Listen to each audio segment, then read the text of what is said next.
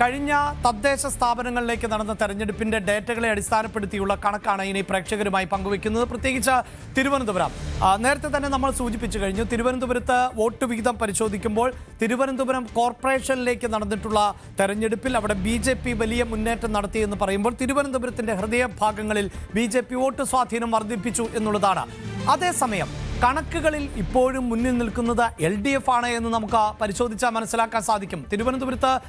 തിരുവനന്തപുരം ജില്ലയുടെ മുഴുവൻ കണക്കുകൾ പരിശോധിക്കുമ്പോൾ ജില്ലയിൽ ഏറ്റവും കൂടുതൽ വോട്ട് നേടിയിട്ടുള്ളത് തിരുവനന്തപുരത്തെ നിയമസഭാ മണ്ഡലത്തിന്റെ ഡേറ്റ പരിശോധിക്കുമ്പോഴും LDF 40,796 വോട്ടുകൾ ഈ കഴിഞ്ഞ തദ്ദേശ തെരഞ്ഞെടുപ്പിൽ തിരുവനന്തപുരം മണ്ഡലത്തിൽ നിയമസഭാ മണ്ഡലത്തിൽ തദ്ദേശ തെരഞ്ഞെടുപ്പിന്റെ കണക്ക് പ്രകാരം നേടിയിട്ടുണ്ട്. അതായത് കഴിഞ്ഞ മാസം നടന്ന തെരഞ്ഞെടുപ്പിൽ. അതേസമയം നോക്കൂ, UDF ആകട്ടെ 33,544 വോട്ടുകൾ ആണ് നേടിയിട്ടുള്ളത്. അതാകട്ടെ NDAക്ക് പിന്നിലും ആണ് എന്നതാണ് എടുത്തു പറയേണ്ടത്. NDA അവിടെ 34,450 വോട്ടുകൾ നേടി എന്ന് മാത്രവുമല്ല, തിരുവനന്തപുരം നിയമസഭാ മണ്ഡലത്തിൽ തദ്ദേശ തെരഞ്ഞെടുപ്പിലെ വോട്ട് വിഹിതം പരിശോധിക്കുമ്പോൾ LDFനാണ് ലീഡുള്ളത്. അതാകട്ടെ 63,000-ലധികം വോട്ടുകളുടെ ലീഡാണ്. ഇനി ഇതാ തിരുവനന്തപുരം മണ്ഡലത്തിന്റെ ഒരു പ്രത്യേകത, അല്ലെങ്കിൽ അതിൻ്റെ ഒരു സ്ട്രക്ചർ എങ്ങനെയാണ്, ഏതൊക്കെ മേഖലകളെയാണ് കവർ ചെയ്യുന്നത് എന്ന് കൂടി ഒന്ന് പരിശോധിക്കാം. അവിടെ ഡിവിഷൻ 26 മുതൽ 30 വരെ, തിരുവനന്തപുരം കോർപ്പറേഷനിലെ 26 മുതൽ 30 വരെയുള്ള ഡിവിഷനുകൾ, 40 മുതൽ 47 വരെയുള്ള ഡിവിഷനുകൾ എന്നിവ ഈ തിരുവനന്തപുരം മണ്ഡലത്തിന്റെ ഭാഗമായി വരുന്നു.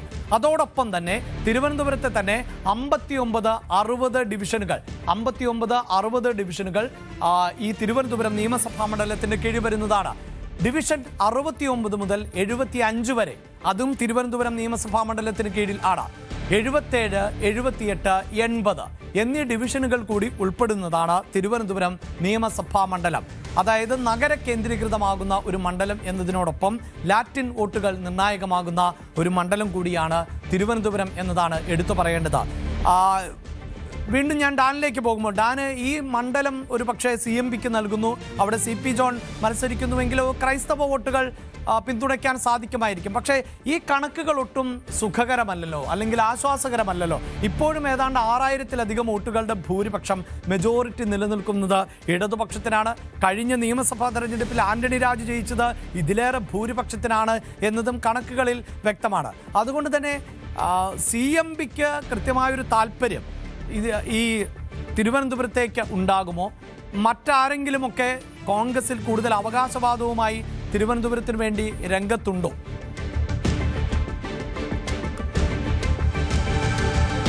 മുന്നണിയിലെ ഒരു വിഭാഗം നേതാക്കളുടെ, അതായത് UDFലെ പ്രധാനപ്പെട്ട കക്ഷി നേതാക്കളുടെയൊക്കെ പിന്തുണ കൃത്യമായി CP ജോൺ ഉറപ്പാക്കിയിട്ടുണ്ട്. അതുകൊണ്ട് തന്നെയാണ് CMP അത്തരത്തിൽ വലിയൊരു സമ്മർദ്ദ നീക്കം തിരുവനന്തപുരം സെൻട്രൽ മണ്ഡലത്തിന് വേണ്ടി ഉന്നയിച്ചുകൊണ്ടിരിക്കുന്നത്. അത് എത്ര കണ്ട് ഫലം കാണുമെന്നൊക്കെ നമുക്ക് കാത്തിരുന്ന് കാണേണ്ടി വരും. അതോടൊപ്പം ഏറ്റവും പ്രധാനപ്പെട്ട ഒരു കാര്യമായി ഇവിടുത്തെ സ്ഥാനാർത്ഥി നിർണയത്തിലും മുന്നണിയുടെ ജയസാധ്യതയിലുമൊക്കെ മാറാൻ പോകുന്ന ഒരു കാര്യം, നമുക്കറിയാം, കഴിഞ്ഞ 40 വർഷത്തിലധികമായി തിരുവനന്തപുരം നഗരസഭയുടെ ഭരണത്തിലുണ്ടായിരുന്നത് LDF ആണ്. വളരെ അപ്രതീക്ഷിതമായി അവിടെ മാറ്റം വന്നിരിക്കുന്നു.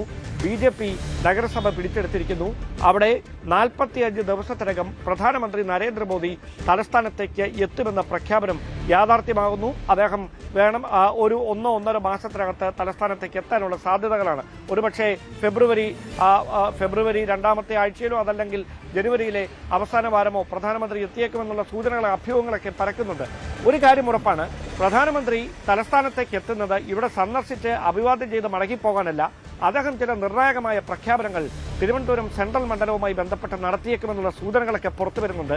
അങ്ങനെയെങ്കിൽ BJP ക്യാമ്പിന്റെ ആത്മവിശ്വാസം വർദ്ധിക്കും. അവിടെ തിരുവനന്തപുരം നഗരസഭ പിടിച്ചെടുത്ത BJPക്ക് തിരുവനന്തപുരം സെൻട്രൽ മണ്ഡലം പിടിച്ചെടുക്കാനുള്ള കൃത്യമായ ഒരു ആയുധമായി പ്രധാനമന്ത്രിയുടെ സന്ദർശനവും അദ്ദേഹം നടത്താൻ പോകുന്ന പ്രഖ്യാപനവും മാറുമെന്ന വലിയൊരു പ്രതീക്ഷ BJP ക്യാമ്പിലുണ്ട്. അവിടെയാണ് അതിൽ വിള്ളൽ വീഴ്ത്താൻ ഏത് തരത്തിലുള്ള രാഷ്ട്രീയ ഒരു കാര്യം കൂടി ഡാൻ, അതായത് തീർച്ചയായും BJP വലിയ ഫോക്കസ് ചെയ്യുന്ന ജില്ല തന്നെയാണ് തിരുവനന്തപുരം എന്നതിൽ തർക്കമില്ല. ഇനി ആന്റണി രാജു ഇനിയൊരു മത്സരത്തിനുള്ള സാധ്യത ഏതാണ്ട് അടഞ്ഞ അധ്യായമാണ്. ഇടതുപക്ഷത്തിന് ഒരു സീറ്റ് നൽകുക എന്നത് ഇപ്പോഴത്തെ സാഹചര്യത്തിൽ, ഇനിയിപ്പോൾ മേൽക്കോടതിയിൽ പോയി വ്യത്യസ്തമായ ഒരു വിധി സമ്പാദിച്ചാൽ പോലും നമുക്ക് പ്രതീക്ഷിക്കേണ്ടതില്ല. അപ്പോൾ മത്സര രംഗത്തേക്ക് CPIM തന്നെ എത്തുന്നു എന്ന സാഹചര്യവും അവിടെ ഉണ്ടല്ലോ ഡാൻ. തീർച്ചയായിട്ടും. അതായത് ഒരു വലിയ ഇടവേളയ്ക്ക് ശേഷം തിരുവനന്തപുരത്ത് CPM-ന് അല്ലെങ്കിൽ പാർട്ടി ചിഹ്നത്തിൽ ഒരാളെ മത്സരിപ്പിക്കാനുള്ള അവസരം ലഭിച്ചിരിക്കുന്ന സാഹചര്യം, അതല്ല എങ്കിൽ ജയസാധ്യതയുള്ള ഒരു സ്വതന്ത്രനെ പിന്തുണയ്ക്കുന്ന സാഹചര്യം, ഇതിൽ ഏതായിരിക്കും സംഭവിക്കാൻ പോവുക എന്ന് നമുക്ക് കാത്തിരിക്കണം. അത്തരത്തിലുള്ള ചർച്ചകളൊക്കെ ആരംഭിക്കാനിരിക്കുന്നതേ ഉള്ളൂ എന്നാണ് ഇടത് നേതാക്കൾ കഴിഞ്ഞ ദിവസവും നമുക്ക് നൽകുന്ന സൂചനകൾ. അതുകൊണ്ട് തന്നെ അത്തരത്തിലുള്ള ചർച്ചകളിലേക്ക് കടക്കുമ്പോൾ അവിടെ പല പേരുകൾ ഉയർന്നു വരാം.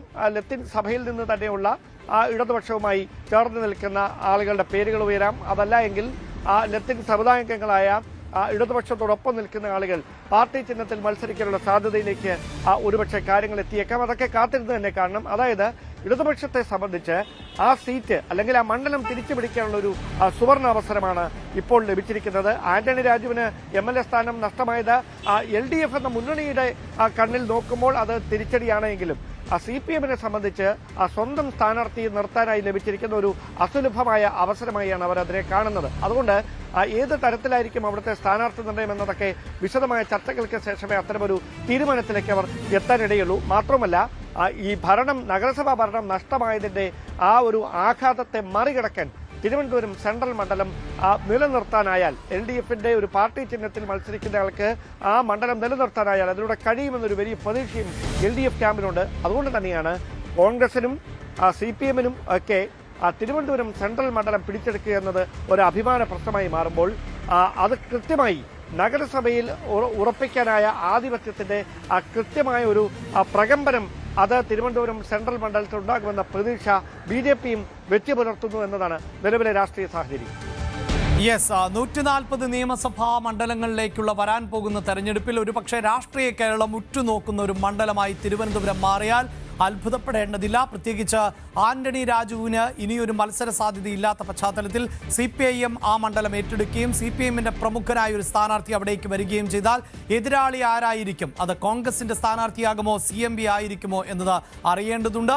ഇത് എന്ത് തന്നെയാണ് എങ്കിലും BJP അവിടെ ഏറ്റവും കരുത്തനായ ഒരു സ്ഥാനാർത്ഥിയായിരിക്കും ഇത്തവണ പോരാട്ടത്തിനിറക്കുക എന്നതിൽ തർക്കമുണ്ടാകില്ല. അതുകൊണ്ട് തന്നെയാണ് തിരുവനന്തപുരം ഇത്തവണ ശ്രദ്ധേയമാകുന്ന മണ്ഡലം ആകുന്നത്.